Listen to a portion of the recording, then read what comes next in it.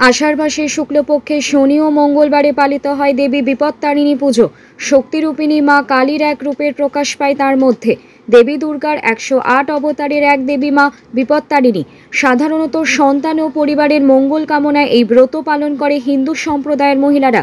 চামুণ্ডা মাতার সেবায়িতরা জানান, এই বছর আজ 28শে জুন শনিবার আনন্দ উৎসাহের সঙ্গে মন্তেশ্বরের শ্রী শ্রী চামুণ্ডা মাতার মন্দিরে প্রাচীন শতাব্দীর বছরের বিপত্তারিণীর পুজোর নিয়ম নীতি মেনে পূজার্চনা, শান্তির জল, ভোগ নিবেদন করে প্রসাদ ও ভোগ বিতরণের মধ্য দিয়ে পালন করে বিপত্তারিণী পুজো। শাস্ত্রমতে মনে করা হয় এই ব্রত পালন করলে সব ধরনের বিপদের হাত থেকে রক্ষা পাওয়া যায়।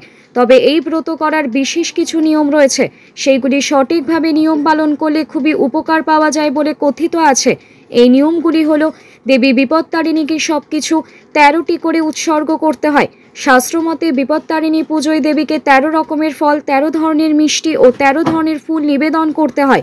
এমনকি যারা এই বিপত্তারিণী ব্রত পালন করে তাদেরও 13 ধরনের ফল ও খাবার খেয়ে ব্রত ভঙ্গ করার নিয়ম রয়েছে। তিথিতে কিসের পুজো হচ্ছে আজকে?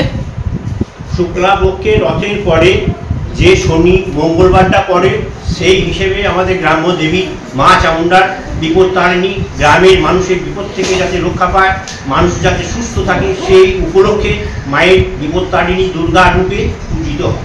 এই পুজোটা কত বছরের? আনুমানিক 1000 বছর পেরিয়ে গেছে।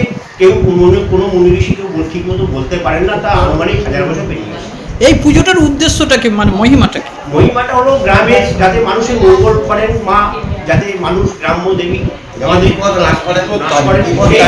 সেই মঙ্গলের উদ্দেশ্যে আমাদের করা, এবং তাতে মানুষ মঙ্গল পান বা মানুষের বিপদ থেকে উদ্ধার হন।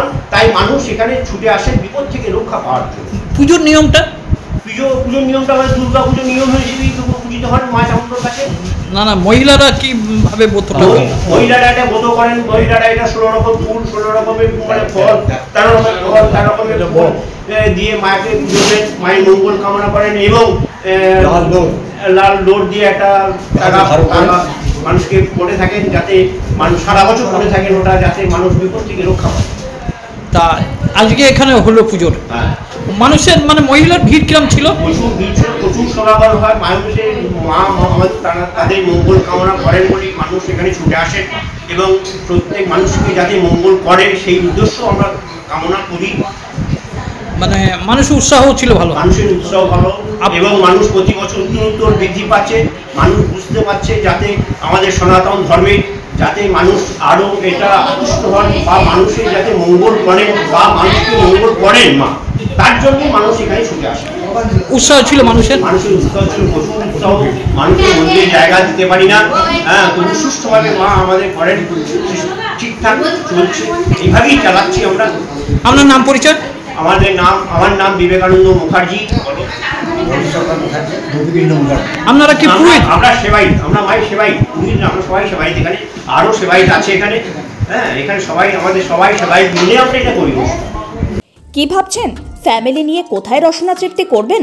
আর চিন্তা নেই, রসনা তৃপ্তির সেরা ঠিকানা হোটেল ইউ2, যেখানে রয়েছে ফ্যামিলি রুফটপ রেস্টুরেন্ট, সঙ্গে থাকছে মাল্টি কুইজিন রেস্টুরেন্ট। পুল পার্টির সুবন্দোবস্ত রয়েছে ইউ2তে। এছাড়াও যে কোনো সামাজিক অনুষ্ঠান যেমন বিবাহ, জন্মদিন এবং অন্যান্য অনুষ্ঠান করারও সুবন্দোবস্ত রয়েছে। তাই আর দেরি না করে আজই চলে আসুন ইউ2তে। আমাদের ঠিকানা কল্যাণী এক্সপ্রেসওয়ে, কাঁচরাপাড়া, কাঁপা মোড় সংলগ্ন ইউ2 হোটেল অ্যান্ড রেস্টুরেন্ট।